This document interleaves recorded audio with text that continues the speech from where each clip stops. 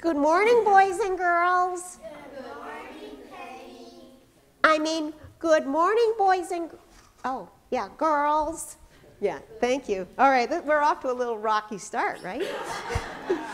But I'm going to talk today, and Penny allowed that I could. And the reason why I want to talk is to tell you something that I've learned about President George H.W. Bush.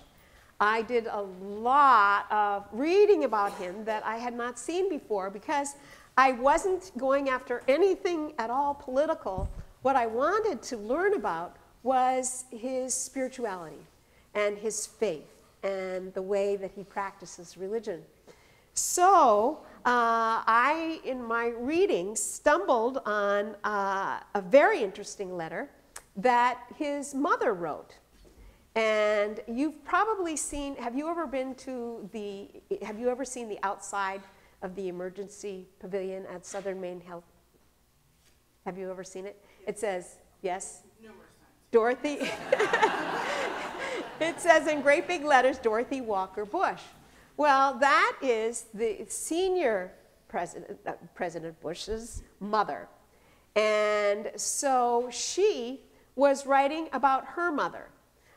She died, actually, November 19th, 1992, at the age of 91. But she lived a very full and rich life, and she did something that very few people do. She wrote something for everybody to hear at her funeral service. Really? Yes, yeah, she did it herself. And she wrote it, and she wanted people to know what was most important in her life. She was an extremely grateful woman, and she wanted them to hear how thankful she was. So I would like to share with you what was shared at her funeral when all the people were gathered for her memorial service. All right, so in relationship, this would be George Bush Sr.'s grandmother. Got that? Yeah, okay. This is the letter read at her own funeral. From my mother's knee, I learned to know Jesus, and that he would always be with me. At night in bed, I would just tell him any mean, selfish, even untrue things I had done during the day. And he would lift them from my mind, and I would awake refreshed.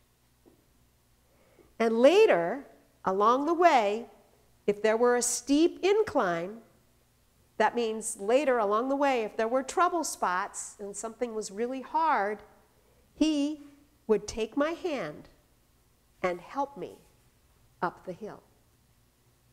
Well, she learned that when she was a very, very little girl. And you know what? That truth never changed. She lived with that truth all her life long.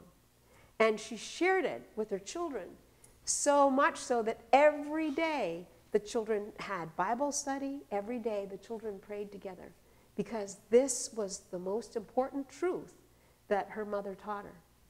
And we are so blessed because it's the truth that our mothers have taught us. And so I'm going to ask now that we spend some time in prayer and that we thank God for this gift, because it's huge. And I hope that when our time comes to die, and if we are in our 90s, that we will want to write a letter like this one and say, I am so grateful that when I was small, I came to know Jesus. So let's bow our heads. Dear God, we give you thanks for the faith of those people who love us, for the way that they are able to bring that faith to us. And Lord, if the faith doesn't come from our parents, we're just grateful that it comes from somebody else. And Lord, if it doesn't come from somebody else, we're just grateful that it comes from you. However it is that it comes, whoever it is who's taught us, whoever it is who's shown your love, we give you thanks.